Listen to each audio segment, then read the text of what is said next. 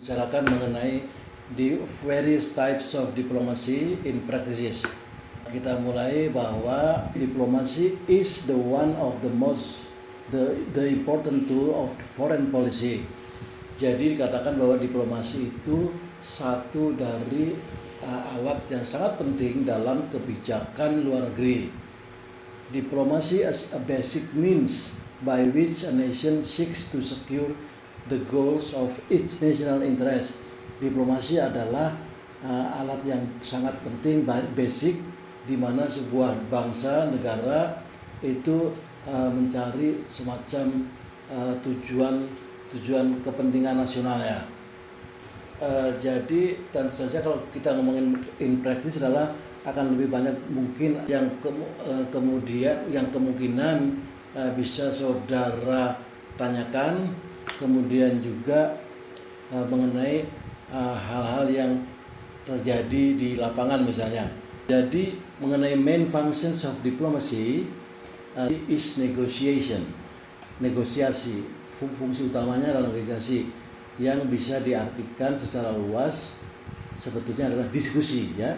Diskusi yang sudah terancang untuk mengidentifikasi kepentingan-kepentingan dari wilayah-wilayah konflik bersama dari semua party, ya, between the parties.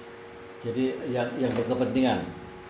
Kemudian yang berikutnya adalah to establish the conditions under which negotiation can take place.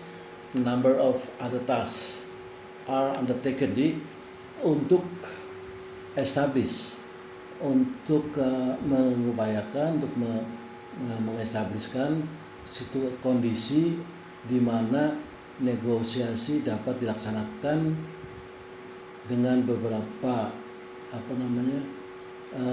perwakilan, ya, perwakilan. Kemudian diplomat itu adalah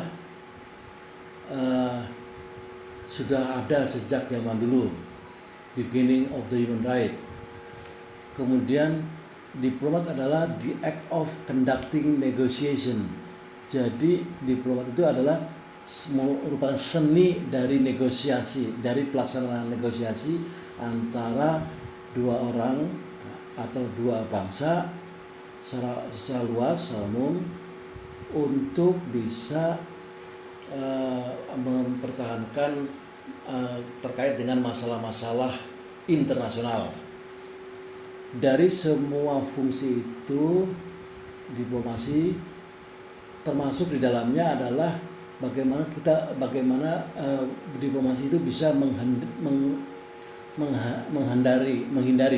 menghindari perang dan kekerasan, juga membentengi hubungan-hubungan antar dua negara. Diplomasi juga yang paling penting adalah untuk menyelesaikan agenda-agenda tertentu.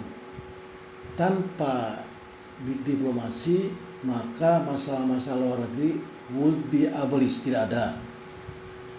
Internasional juga, organisasi internasional juga tidak mungkin eksis, dan di atas semua itu namanya peperangan akan selalu terjadi. It is for diplomacy that certain countries can exist in. Jadi karena ada diplomasi inilah maka beberapa negara itu bisa tetap ada dan dalam suasana yang harmonis. Tetapi dari pandangan kita, dari pandangan Indonesia, sebetulnya diplomasi yang terkait dengan yang personifikasinya adalah diplomat itu bisa disederhanakan sebetulnya.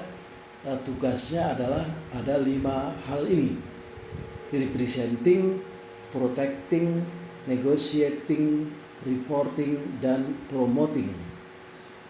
Representing adalah mewakili, tentu saja diplomat itu adalah mewakili kepentingan negara. Dia mengatasnamakan Indonesia dalam segala hal.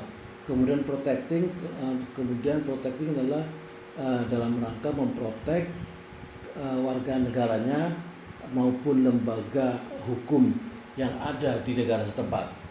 Kalau negotiating biasanya karena diberi diberi arahan pimpinan dari pusat agar menegosiasikan sesuatu terhadap negara yang ada. Kemudian reporting, kita juga harus memberikan report tentang sesuatu hal yang menurut kita itu Indonesia perlu tahu, ya. Dan kemudian promoting adalah mempromot sikap-sikap positif Indonesia untuk dikenalkan kepada negara setempat ataupun lembaga-lembaga internasional setempat. Ini definisi diplomasi. Saya lupa nih. Di American Dictionary. Jadi definisinya adalah diplomasi adalah the management of relationship between countries, pengelolaan hubungan antar negara, ya, the management of relationship between countries.